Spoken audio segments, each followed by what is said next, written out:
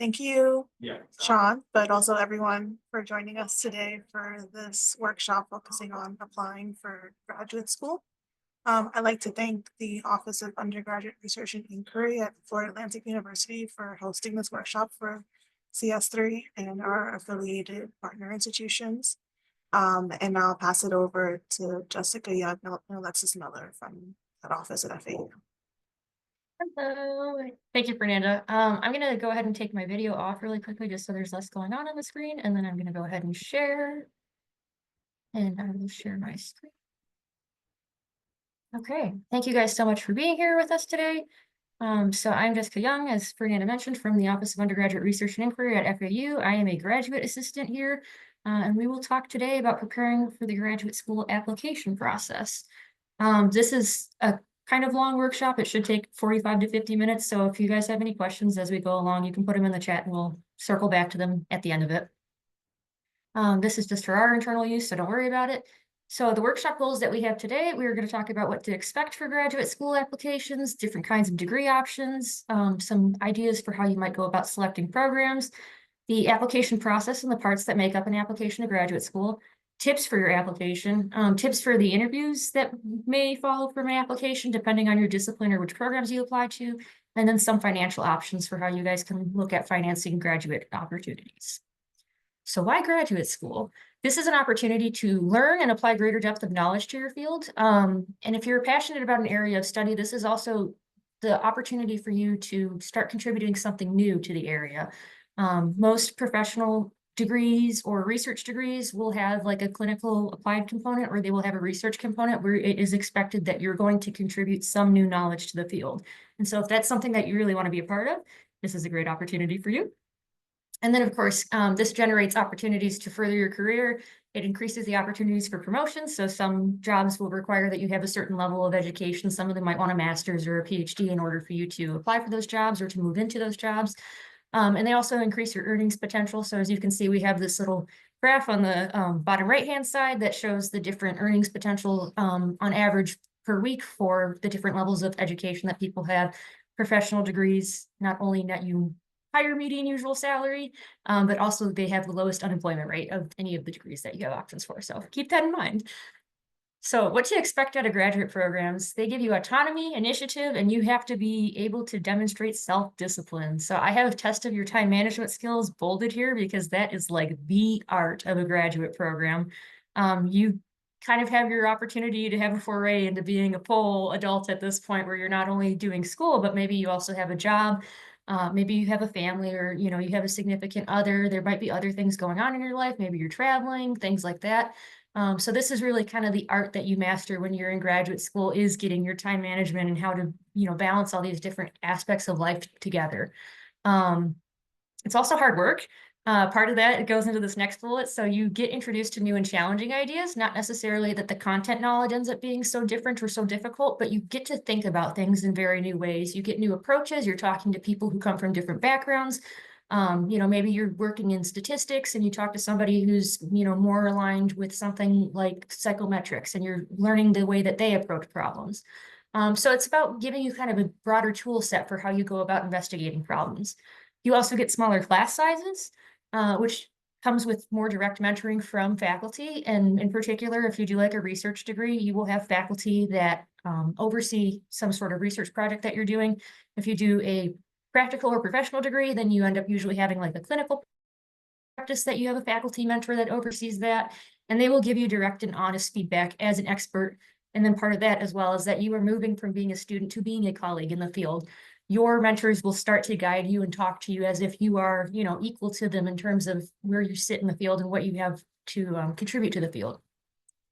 A part of that too is that you have the capacity now to become a mentor to undergraduate students. Probably a number of you guys have graduate students that you've worked with or talked to who have provided mentorship to you. This is where you move into being that for those undergraduate students.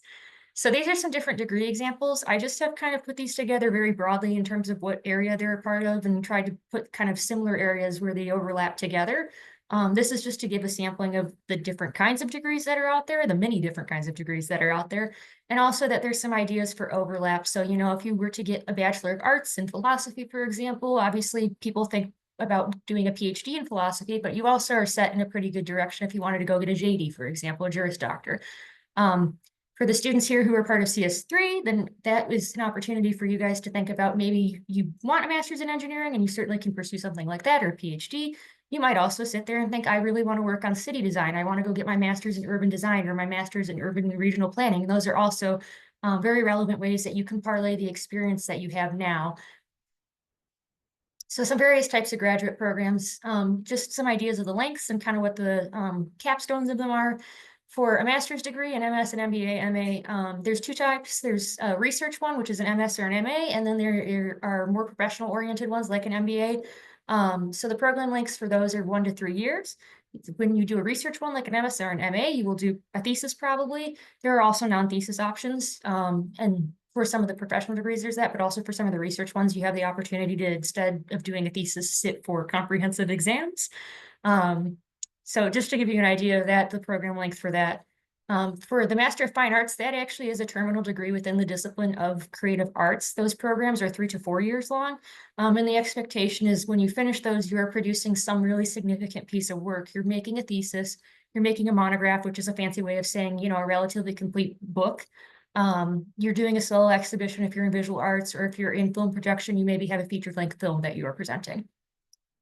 For a research doctoral degree, a PhD, those are 4 to 7 years, depending on which area you go into. You have to do a dissertation, so that is a huge summation project at the end of it that is producing some substantial new knowledge within the field. And they may also have an en passant master's option, which is where you earn your master's, your MA or your MS while you're doing the PhD. And it comprises whatever the first 2-3 years of your coursework ends up being. And then there are professional doctorates. So these are the medical doctor, the DO, JD. I have a couple other ones on there too that, you know, also qualify, but maybe people don't hear about them as often. So how to select programs. I have this quote on here: if you've seen one medical school, you've seen one medical school. And it's a joke about medical schools in particular, but also for all professional and graduate schools, is when you look at a school, and you're looking at all the different factors of the school, you are only really thinking and considering what's going on at that particular school. Every single school is going to be really different. And so it's important to think through kind of what about certain schools is drawing you there? What interests do you have in that particular university? So I have a couple different factors here that you can consider. And you can organize these according to whatever your priorities are.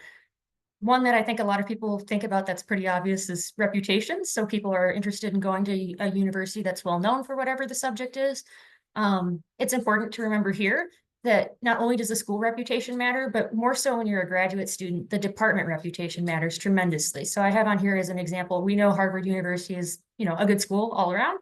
But if you're interested in doing something like an MFA in creative writing, University of Iowa is actually one of the best schools for that. And that might not be something that you would have thought of, but there's that for you. So just be sure that you're looking at, you know, schools that are the best in whatever your particular discipline are, or schools that have, you know, a bulk or the right kind of research faculty within whatever your discipline is. Also make sure programs are accredited. So that's really important for any professional degrees. If you're looking at medical school or law school, especially, make sure they're accredited by the American Bar, or that they're accredited by the American Medical Association, the Association of Osteopathics, you know, whatever the professional organization is for your program area. You'll probably want to look also for academic support. Is there tutoring? Is there, you know, a writing center, speaking centers, anything like that, where you can go if you need additional help on your coursework? What's the research area of the field that you're looking into? So are there key members of that field that are faculty at that university that you could work with? And that would really further what your research interests are. Flexibility: is your program online? Can you do it part-time? Can you start in the spring? Publications as well. Are there any really well-known, well-established publications that were significant and formative for you that are at that university or from people who are at that university? Financial assistance options. Postgraduate employment. Most universities will put on their website, most departments will put on their website what the graduation outcomes are for their students in terms of the placement. So for PhD programs, a lot of them will talk about what the placement of their PhD students are, in particular to academic positions, but also MD schools and JD schools will talk about their match rates for residency or their placements in firms and things as well. So you can look at that and just get an idea about, you know, what potential partnerships are out there, what industries you might go into. And then, of course, the campus and the community. So location really matters. For a number of you guys, if you're in New York, I asked this question, can you imagine yourself living in New York City for 3 to 7 years? The answer is probably yes. Can you imagine yourself living in Ames, Iowa for 3 to 7 years? Your mileage may vary. So make sure that you're also looking at locations where you do actually want to be. And then what are your support networks there? It's really difficult to move away and do such an intensive kind of schooling, and trying to also balance everything else in your life without having good connections around you. Do you have family, friends, or is there a community organization there? And if the answer to that is that no, there's not anyone there that I know already, is there something that you would want to be involved in there that continues, who you are outside of just school? So I have as an example in the notes that if you are a part of, for example, the Palm Beach County Rotary Club, and you wanted to go to UCLA for graduate school, is there a Rotary chapter in Los Angeles County that you could be a part of that would continue on that service that you're really interested in, and you can create friends and start a network that way. So it's important to keep in mind, homesickness is real. Please be cognizant of that. So then program selection. So identify programs or departments.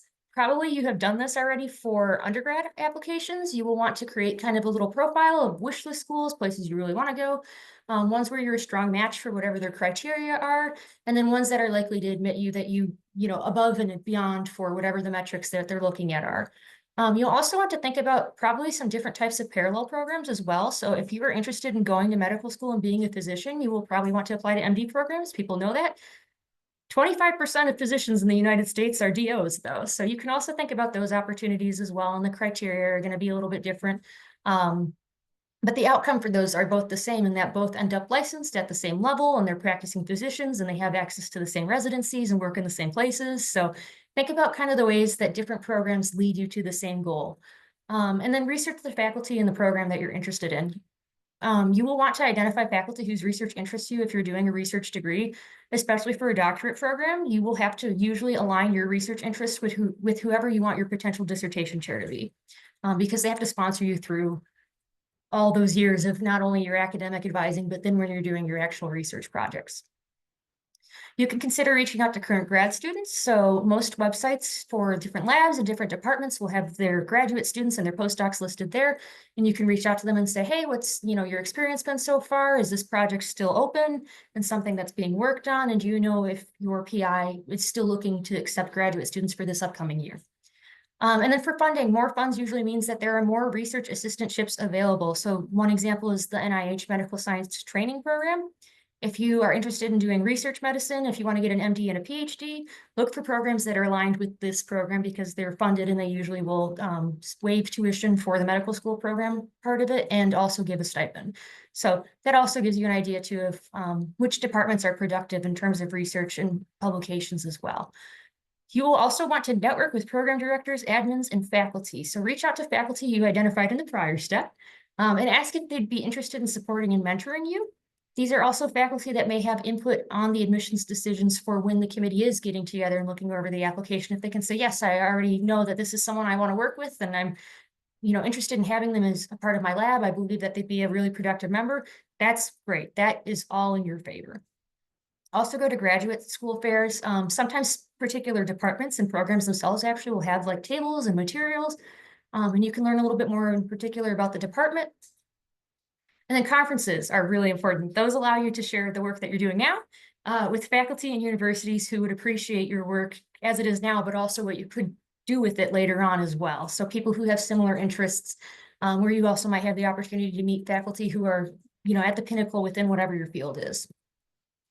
So all of this is a lot of information to consider. I think it's extremely, extremely important and very helpful to have like a spreadsheet where you're centralizing all of this and keeping tabs on all the different requirements, the different tuition amounts, the locations, what the scores are to get in. This also allows you to do quick math on the total cost of the applications. Graduate school applications do cost a bit of money if you're sending out multiple. And so this is a quick way to keep together how much you need to have set aside for this process. And then also you can use the spreadsheet when you're asking recommenders, especially if you're going to give, a request to somebody for multiple letters, then you have the opportunity to just send them this list and they can check it off one by one. And maybe you also include the link to the school on there so they can see the program. And when they're writing their letter, they can match what your skill sets are with what the program's looking for. So I just made this sample one, with the idea of, imagine if I was interested in doing a research-oriented medical degree, in particular with a strong applied component. So I have on here a couple different program types. Again, you can see there's a lot of MD programs on here. There's also a couple DO ones on here. So kind of keeping it varied, keeping the options open. So talking a little bit about the application process and the parts of it. There are multiple parts to an application, and some require that you go to other people for the pieces of it. Applications also require money. So different parts of this will cost different amounts. Transcripts you would get from your office of your registrar, that costs money. And it takes a couple of weeks for those to send as well too, so be cognizant of that. The application form is just your personal information, that costs money. You can do that on your own time, but again, be thoughtful about making sure that you have the money set aside for that. The GRE, the MCAT, the LSAT, whatever your entry exam is, again, that costs money, and that requires that you have that agency send the scores to your school, and that might take some time as well too. Resume, curriculum vitae is all you. Take your time, do whatever. Doesn't cost you anything. Your personal statement, all you. Doesn't cost you anything. Your letters of recommendation doesn't cost you anything, but you should give your recommenders an adequate amount of time in order to write recommendations for you, especially if you're having one person do multiple recommendations. So I have on here for a couple of the parts that do cost money. There are oftentimes resources for those things. So for application fees, sometimes waiver codes will be given at virtual admissions events for the department or for the graduate college or whatever university. It might be pertinent to attend those to see if that doesn't come up. If you're applying to medical schools or law schools and potentially other professional schools, you can also look at the professional organizations to see if they don't have waiver opportunities for apps, especially if they have like a common application system. And you can go and petition there for the opportunity to waive the fee for the application form. I have transcripts linked on here for our university at FAU, but again, Office of Registrar will have that. Usually it takes 2 to 3 weeks to send them out. And for our purposes, it's about $10 per every transcript that you send out. So that is a multiplicative cost. Keep that in mind. Entrance exams also, there are a number of resources out there for those. So you can poke around and see maybe if your career advisors or if your student government or other organizations, the American Medical Student Association, don't have some discount or prep materials for you. But you can also look at, for example, the actual organizations that run these entrance exams. The GRE, the MCAT, and the LSAT, for example, all have fee reduction or waiver programs to help kind of defray the cost of taking these exams, which becomes important, especially if you end up sitting maybe for 2 MCATs and then you have to pay twice for that. So keep that in mind. So this is just a sample timeline of when you would think about doing these things, and you can adjust it however you need to. If you think that you want to take a year off between undergrad and grad school, if you want to apply for a spring semester, fit this within that framework, adjust as needed. For your junior year, you would want to identify what the requirements are, start studying for your exams if you have any, start thinking through which schools you want to be a part of, and identify any fellowships that would be relevant to you. Over the summer, good opportunity to take the admissions exam without so much stress in terms of schoolwork. You can also request materials from the programs. This is where you're maybe going to those admissions events. Conduct literature searches on faculty members that interest you at each school. And then work on your resume and your personal statement. Take these to the career center, start cleaning them up, putting them together. If you are in your senior year, you can take your admissions exam and request your scores be sent to all schools. And then keep in mind, if you have to retake, that might be something else that you have to fit in here between summer and this first semester of your senior year. Request your transcripts. Middle of the semester, ask your professors to write letters of recommendation. Again, we'll talk about that a little bit later, but they will need time. Please give them time. And then submit graduate and fellowship applications. Most of these are due in the fall. For your spring semester, you will want to submit any additional applications with later deadline dates. So for example, like an MD program, the primary applications for those are due in November. But if you are still interested in maybe doing a DO program, the primary applications are due in January. So that gives you about 2 extra months that you can sit there and work on your essays and maybe get letters if you don't hear anything back and you need to submit to some other things. You might do potential interview trips depending on your degree and your discipline. Of course, as nice as it is to think about the future, be present now, celebrate your graduation, everything that you've done to get here, and then update the people that have helped you along the way as well. So I'm going to talk substantially about personal statements and letters of recommendation, just because these are really important components of the application and ones that you have a little bit more input into versus things like GPA or your test scores. So some ideas for personal statements when you're brainstorming about this, you'll want to think about the experiences that you've been through, your clubs, any research experiences, any organizations that you're part of, and ask yourself, what measurable impacts have I made through this project or this organization? What have I learned? How have I grown? What did this teach me in terms of skill sets? And then what did it teach me about the field? What do I appreciate now that I didn't know before coming into this? I recommend that you write a generalized personal statement and save it. You will have to write a custom statement for every program you apply to. It is a lot of writing and it gets very tedious very fast. So if you save a template to build off of and fill in, that helps reduce a lot of the work, especially if you're going to sit there and give, for example, in a general area, what your experience is and what your interest in the field is probably will look about the same from application to application. So will most of the skill sets that you bring to it. But for a program specific orient, you will be focusing on which particular projects you want to work on and what about the school speaks to you. What are the really unique opportunities and factors about that or about that university? For this, I usually tell people that about half of it should be program specific. You should really target and tailor what you're saying to why that is the university that you need to be at. So some other things to keep in mind, schools are not just trying to get individual lone geniuses, but they want good cohorts, people who are going to work together really well. So you want to show how you will work with others and also learn from them. If you've had any opportunities, in the past to work in a lab setting or to work on a research team, this is totally relevant here. If you do bring up a problem area, if you will, have a resolution that you've accomplished or are working towards. Not only do you want to be good at identifying problems, but you also want to demonstrate you're good at solving problems. So be sure to, kind of wrap that up and let them know that you are working on those things. And then also tailor your statement to the style of the discipline you're applying in. If you're submitting for an MFA in creative writing, don't submit something, that's terribly cliche and bland.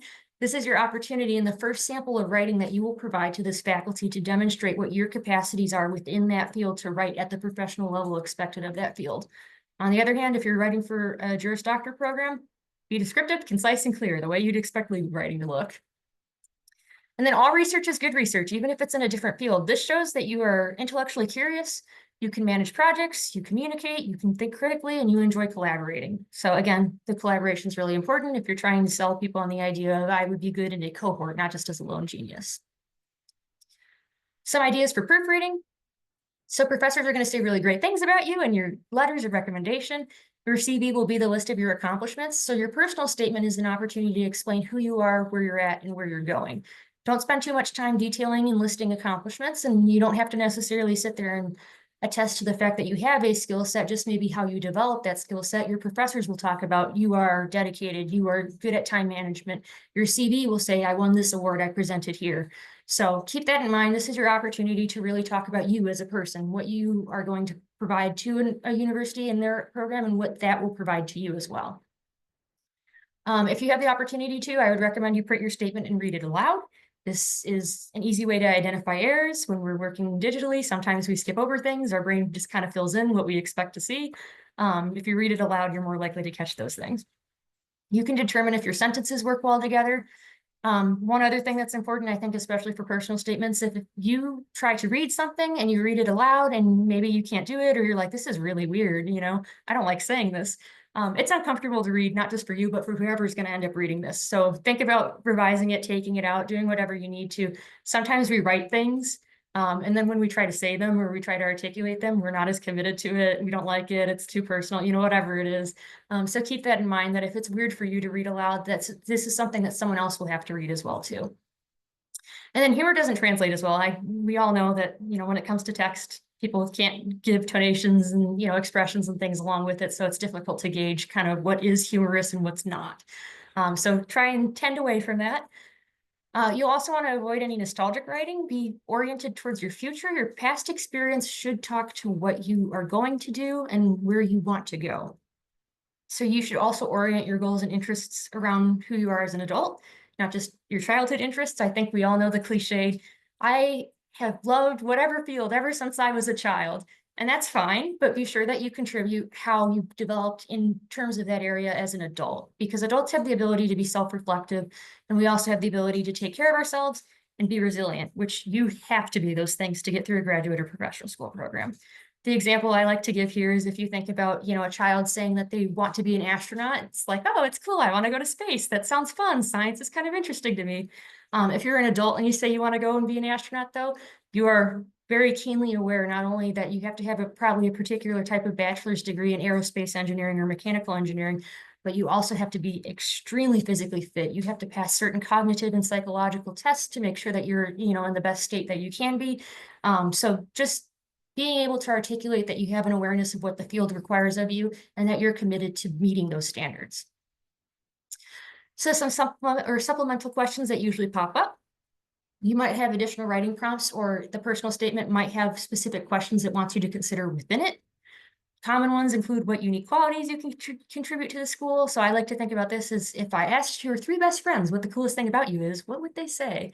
But tell me about yourself. You know, what are the 3 things that you want them to know the most about you? What are the biggest obstacles that you faced or a time that you failed? So remember that bad grades are relatively common. We all have standards for what we expect out of ourselves in terms of academics. And we do tend to have times when we don't meet those, and that's okay. So this is usually not life-changing. Your whole life doesn't fall apart because you got a B. This is your opportunity to demonstrate that you have some deeper reflection. So for a number of people, maybe moving from home for the first time for undergraduate was really difficult. They had never been away from home for an extended period of time. How do you manage that? How did you connect with people? How did you find a place within where you're at now? Maybe you learn to work with different people. I know for engineering, you know, some people think about it in terms of a very business practical aspect, and then they meet people who are engineers, who are academics, people who are professors, and they're like, wow, this is like a totally different read of the scenario and the field that I didn't even know about. Maybe you've pivoted fields. How have you made that transition? What is it that speaks to you, and why did you make that move? Again, explain any poor grades. Some classes are hard. If you are like a chemistry major and you got a B in organic chemistry, nobody's going to ask any questions. We know that class is hard. If you got a D in chemistry and you're a chemistry major, maybe there's something that caused you to get that D. You can go ahead and say that. And then if you have any extenuating circumstances, this is not like a trick question. You don't have to fill it out if you don't have anything to say. Nobody's going to weigh it more heavily in terms of like, oh, they filled out this extra question. It's just for you to go there and to elaborate. If you think there's something within your application that someone will read it and go, well, what happened there? This is where they go for the answer to that. If you don't have anything like that, no question that you have to answer then. So talking about letters of recommendation then, these are again also really important. And I have this actually after personal statements here because you will probably need to do your personal statement before you ask for letters of recommendation, just so your faculty can get a better gauge of what your goals are and how they want to represent you in their letter. So my advice for this, create the list of recommenders, however many are required for your program, plus 2 backups. Have these people in mind. And then if someone says no, it may not be, you know, a personal thing. Maybe they feel that they just don't know what your goals are well enough to write about you in a way that, you know, articulates it sincerely. Maybe they're really busy, especially, you know, if you reach out to somebody and say, can you write me 8 letters of recommendation for different programs? You know, they sit there and they say, oh, well, I could have done 1, but 8's just, I can't do that. I'm sorry. Again, not a personal thing. This is why we have the extra recommenders that we've thought of as well. Provide documentation in your request. So this is where the personal statement's really important. More about you and your goals, and then your resume and CV, so they can talk about their accomplishments. As much as you probably forget that you've accomplished a lot of things, even your lovely faculty mentor might forget everything that you've accomplished under their stead as well too. So remind them of that with your resume or your CV. And then the deadline and who the letter goes to. Does it go through a mailing system? Is it supposed to be, you know, a physical copy? Is it put up, you know, in a portal with the rest of your application? Is it sent to an inbox directly? However that works. Give your recommenders at least 6 weeks. Again, if you contact them in the middle of the semester, that should be about 6 weeks. Reminder emails are never a bad idea. If it's gone on for a few weeks and you have seen that maybe they haven't submitted anything yet, the portal tells you that, you can sit there and send an email to them and just say, hey, just wanted to remind you, you know, I'm still looking forward to seeing a letter from you in support of my application to XYZ. And then if you're applying to multiple, provide a spreadsheet of the institutions that you're applying to with the deadlines and any submission information. And this can be the one that you made for yourself as well. And then follow up with a thank you note and share your eventual good news, which will definitely happen. So some tips for interviews as well too. This is not something that will happen necessarily for every program and for every field, but if it does, then keep these in mind. These are also some things that maybe you can think about when you're writing your personal statements as well too, if you want to kind of have some opportunities to flesh it out in a little bit more depth. So if you're preparing for an interview, print out your application and annotate it. Your admissions committee will have done this too, so you should do it. You want to know your application inside and out, because if they ask you a question about something you put on your application, you don't want to sit there and think, oh my goodness, I put that on my application. I didn't even remember that. You want to be able to talk about it. Reflect on who you are and how you got to where you are. Who are you outside of your degree program? You know, who are you more broadly as a person? And then what skills do those interests bring to your aspirations? So I have a couple examples here, one kind of funny one. If somebody who is getting a BS in biology wanted to go to med school, maybe they do art as a hobby, and that informs their processes and their fine motor skills. So maybe you're sitting there thinking, oh, you'd be a good neurosurgeon. As another example, someone who is a musician outside of their work, they're interested in going into graduate school in genetics, but being a musician has taught them about planning and rehearsing, working with others, enjoying delivering and communicating their work with others, and then collaboration. Be able to answer why X degree instead of Y degree. So what does this particular degree program offer that no other one can? And then be nice to your interviewers, including students and postdocs. These may be future lab mates or classmates. You probably will get a student as a tour guide as well too. Thank them for their time. Take the opportunity to ask them questions about their experience. They're there. They want to talk to you. So utilize those opportunities as much as possible. So take notes on unique aspects of each school. So some ideas of things that you might want to think about. And these are, again, based on kind of the factors that I outlined before for selecting different programs. Maybe you want to go to a particular program because the nearby city is of interest to you. I have here an example for if you wanted to go get a film production MFA at the University of Texas. That's great because Austin is wonderful for independent film experiences, and you'd have the opportunity to volunteer and potentially present at different film festivals there. If you're interested in the natural environment where the school is, if you want to do PhD in geosciences at University of Colorado Boulder, you probably are going to focus on working with the geology of the Rocky Mountains, and it's right there. So why wouldn't you go use that living laboratory? Are there global connections? If you're going to NYU for international relations, the UN is headquartered also in New York City. So maybe that's something that you also want to be a part of. Historical outputs and influence. Maybe you're working in a particular field or a particular theory from a school that's come out of their way of thinking, and you would want to go to that school to work with faculty who are an expert in that theory or that way of thinking.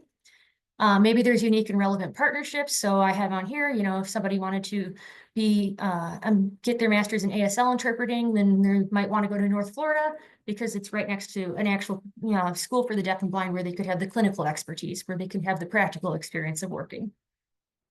And then potentially joint programs too. Maybe there's two different areas that really speak to you, and they give you an opportunity to put together two different tracks in a very coherent and relevant path of study that you want to be a part of. So some tips for the day of, you are also interviewing the school. Be sure to bring your questions. I have a link here to the sample question bank. If you don't have access to the link, Duke University keeps a really cool list of very good questions for graduate school interviews. You can just Google Duke University grad program interview questions, and they will have this link for you, which is awesome. So then here are a couple more salient ones, I think probably the most important ones that I pulled out of here that you can ask for people. What drew you to this university? And then what's your favorite part about the campus community? You can ask about if there's opportunities to discuss things in a scholarly setting outside of courses. Are there colloquia? Are there seminars? Are there guest lectures? And then what professional development opportunities are available? When you're talking, when you're doing your interview, pay some mind to, but not too much mind to your body language. Being anxious at the start is totally normal. After 2 to 3 minutes, see if you can't remember to sit upright, face your interviewer, keep your head up, and then use your hands sparingly to emphasize specific points. You want them to focus on your face and what you're saying and not be too drawn away from it by you moving your hands too much.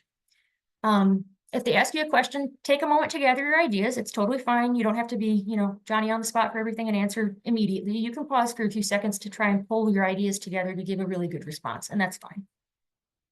Send thank you notes to your interviewers within 24 hours. If they do not give you their email address in advance, you can always ask before you leave whatever room you were doing the interview in. This gives a good impression.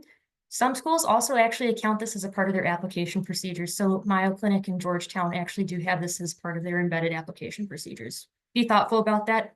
Those are not the only two schools that do that necessarily, but you never know which ones do. So it's always a good idea anyways. And then this one, you will want to probably write on your experience after you go do your interview and reflect on the process, what you liked and what you disliked about the campus, the people there, the interviewers you had. This will help you if you fine tune any future applications to schools. And ultimately, when you're coming down to making the decisions on where you want to go, you can keep these things in mind and remember kind of what the atmosphere of the school was, if you liked it, if you felt like you fit in there. So last section, really quick, talking about some financial options and ways to pay for graduate education. Financial assistance, there are graduate assistantships. So there's teaching assistantships, which is where you are either teaching a class, but also certainly grading work from undergraduates in a class. And then research assistantships, where you are working likely closely with a professor who has already established this research assistantship in their lab as, as an employee and helping produce research with them at a high level. There's also fellowships. So fellowships will cover tuition and fees. They might also provide stipends, professional development opportunities, travel waivers, things like that. Those don't have to be repaid. They are usually targeted within a specific discipline, and they don't really require anything above and beyond what you would usually have been doing anyways as a part of your degree. You can also find a job that will pay for your degree. You can look at loans, you can look at grants. For our friends in New York, unfortunately, New York does not participate in tuition reciprocity, but if you are not in New York or if you are not a resident of New York, different schools will also participate in tuition reciprocity with schools that are nearby them. So you can certainly look at programs from other schools that are participating in those agreements who would offer you in-state tuition as a resident of, whatever the other state is. So for us in Florida, in the southeastern United States, at the graduate level, we get in-state tuition for degrees that are offered at other southeastern United States that are not offered within the state of Florida. Again, New York does not participate in this particularly, but a number of other states in the East Coast do. So if you're from anywhere else, certainly look into that. This is mostly an internal thing for FAU, but you guys are more than welcome to look at nationally competitive funding opportunities and prestigious fellowships, all different areas. Most of them prioritize having prior research experience. Most of them will also fund not just undergraduates, but also graduate students. So even if you don't get around to applying for it right now, or as a senior, you can look at doing it as a first-year graduate student. You'll want to look around at your university to see if you have a fellowship advisor that you have to talk to or a particular office of prestigious fellowships. But these are good opportunities, again, not only for obviously the pay, but also to get a really cool, really prestigious thing, on your record. Here are some other funding sources, sorted kind of by discipline. So there are a couple of different government agencies and a couple of different organizations at a national level that also have fellowships and funding opportunities. So those are listed here. There's also other resources for, particular people who are in different areas. You're more than welcome to look at those. And then what to do if you don't get accepted. So from the moment that you hit submit on your application, that's not the end of the process. Keep doing things, keep adding to your records, keep refining your vision of yourself, getting more accomplishments, going into further depth in terms of your work. Don't be discouraged. This is not the end of the line. You can contact the admissions committee or the department that you applied to and ask them what would make you a more competitive candidate. You can also consider post-bac programs. These are usually one-year programs where you either do additional coursework at the undergraduate or graduate level, or you do additional research work with the idea of making you a more competitive applicant for a graduate program afterwards. You can also take a year or semester off to build your CV. You can be a technician in a lab. You can work within your discipline. You could do an internship. You can take additional coursework on your own to strengthen your background knowledge. Again, multiple program applications as well too. Some universities will only apply or only accept applications for a program to start in the fall. They might also accept program applications to start in the spring. Look at that if that's not an opportunity for you. Again, PO programs close in January and MD ones close in November. So if you do your MD programs applications in November, for example, and you don't hear anything back and it's getting to January, you're kind of like, I don't know, you can apply to some DO programs that are still open as well too. Keep those in mind. Look for other programs that have, later application dates. Maybe you're applying to an MA instead of a PhD. There's kind of ways to keep working through it.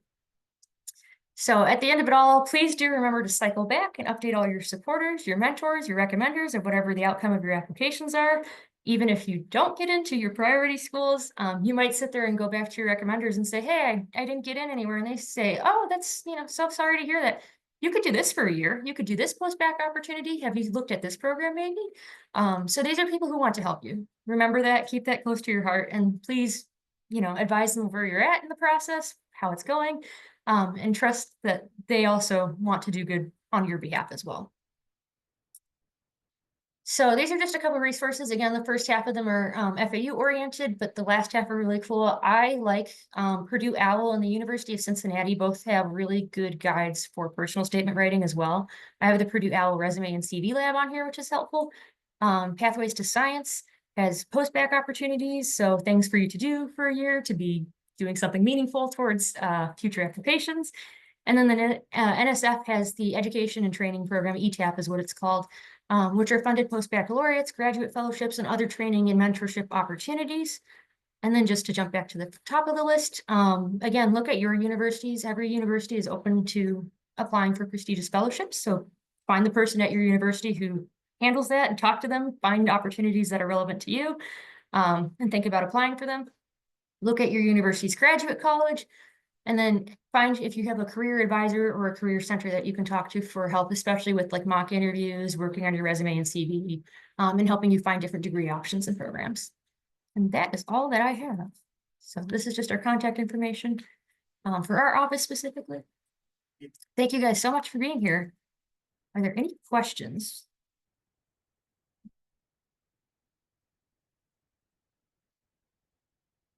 I'm told there's one in the chat if I can find it.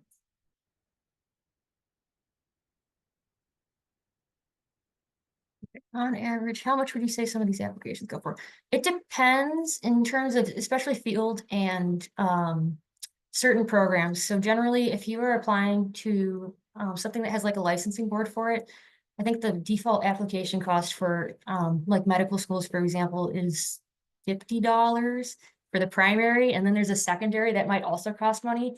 And then depending on which schools you're applying to, if they're private particularly, they might have a higher fee for the application form just for them. So imagine that it could take you anywhere from $100 on a low end to like $300, $400 on a high end for a single application for whatever program you're looking at.